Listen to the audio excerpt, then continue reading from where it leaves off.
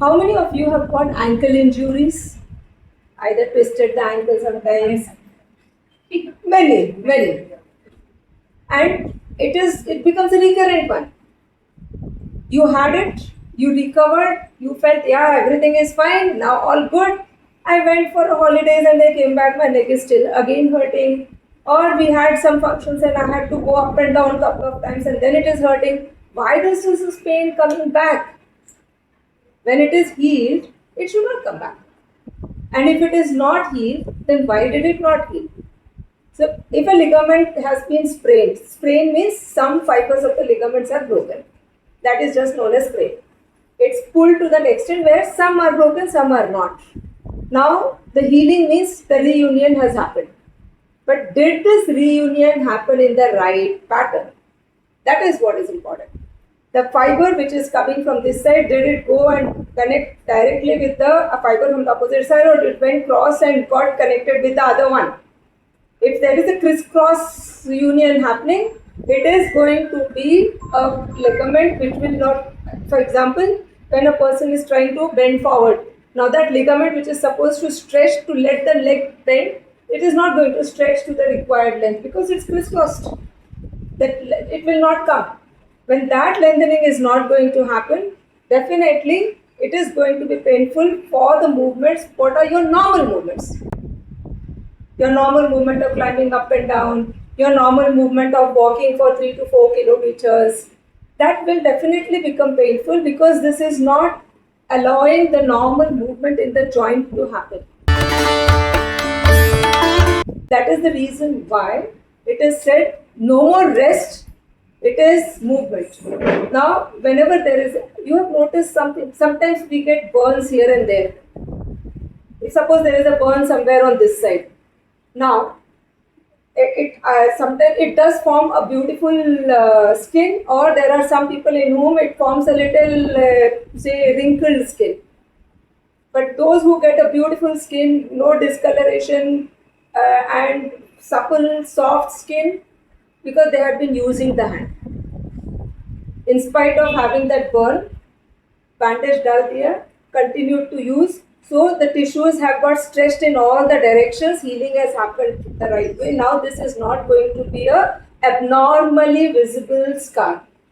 But the one who is not using it, all the bandage done and no it's paining or it's burnt, those people are going to have this thing which is going to be a little puckered skin. Puckered means a little thickened skin, a little dark colored skin that is going to be there.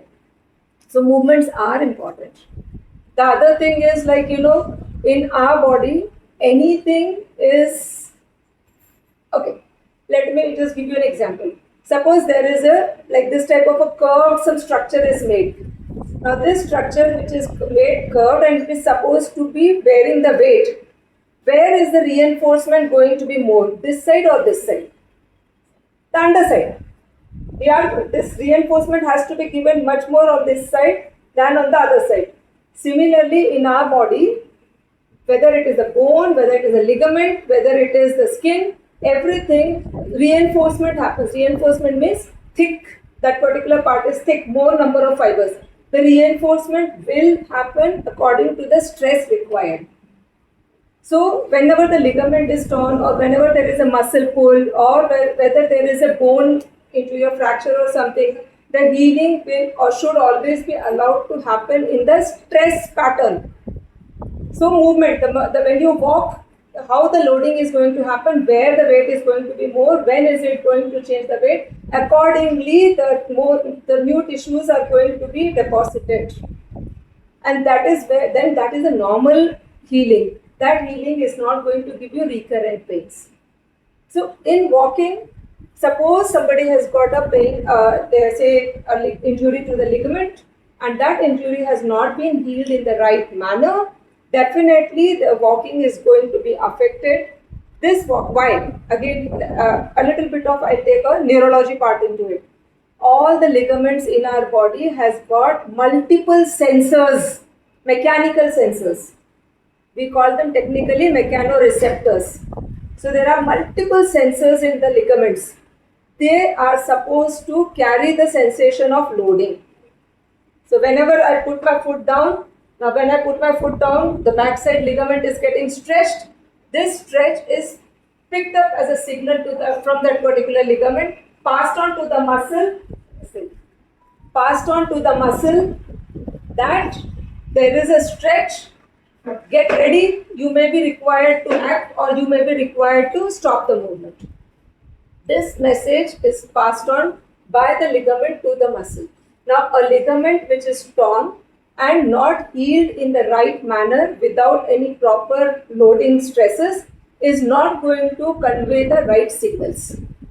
This ligament is either it will pick up the signal but not convey, or it will pick up some signals, leave certain signals, and then convey differently. So the muscle is going to act according to whatever the message comes, and that is where the injuries further happen. You have a good healing, you are able to walk, you are able to stand, everything good. But the moment you start running where the muscle is supposed to be changing the forces very fast, it is not able to pick up the signals from the ligament at that speed. And then there the injuries happen. So walking seems to be quite an easy, it's an innate mechanism. A child who is born, if there is no deformities, no neurological deficiency, will definitely walk. How they will walk? Different issue, but definitely they will walk. Walking is an innate pattern. Now, only when it is done in an abnormal way or where there is a disruption of the signals coming to it, then it becomes a problem. So now, when we say about walking, we have the hip, lower back, start from the lower back, hip, knee, ankle and the foot all together have to work together for a person to be able to walk normally. Now, including somebody who walks with a slouch posture, down everything is good, everything is fine, but I am walking this way. The one who is going to walk this way is going to put a lot of weight on the front. They will land up with the pain in the knees, plus the energy required to walk is much more. So they get tired very soon. The distance they can walk is less as compared to the one who walks with an erect posture. So a posture while walking makes a lot of difference how much you can walk. Post walking, what will be the tiredness and how fast will you recover from the tiredness. There are some, they walk on alternate days. No, if I walk daily, I feel pain in my muscles because the muscles are not able to relax before the next session of walking can be taken. There are some who are able to walk twice a day, morning and evening. I get some people say for morning 5 kilometers, evening 5 kilometers they are walking. Perfect. The one who is able to walk so much, definitely they have got a very good ligament structure of the body. The feedback mechanism from the ligaments is excellent into them. That is the reason they are able to walk. Does it mean that we cannot build up this feedback mechanism? We can. The feedback mechanism from the ligaments to this can be developed by proper loading done onto those ligaments and then make the muscle to respond. So it's a process where we retrain the muscle, or that is called re-education. The muscle which had learned earlier, when the child started walking, the muscle had learned how to respond, to what to respond, when to respond. Now that muscle, because of some disruption in the signals, in the pathways, has forgotten. It has to relearn all that thing. So that's called re-education. We educate the muscle again, how to respond, when to respond, and how much to respond. That can be done. That, and one small aspect of it is when we start doing balance training. When we say balance training, we are actually loading the ligament, we are loading the muscle in those patterns where it gets under stress, and the muscles are learning to pick up those signals, react to it. But then now, if it again this balancing, if it is not done in the right way, let us say somebody who is got a foot, say anybody. When you stand onto the balance board and we find a little bit of wobbling happening, or when we find that there is no stable standing mechanism there. Now this particular person, they try to make everything right over there, but then it is like, I stand this way,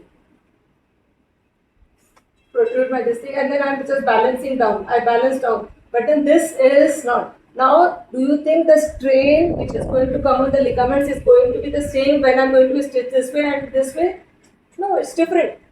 So now I'm doing a balance training. Yes, I'm standing on the balance board. I'm doing my exercises. But am I maintaining the right posture? If I'm not maintaining the right posture and I'm doing all that thing, I'm wasting my time.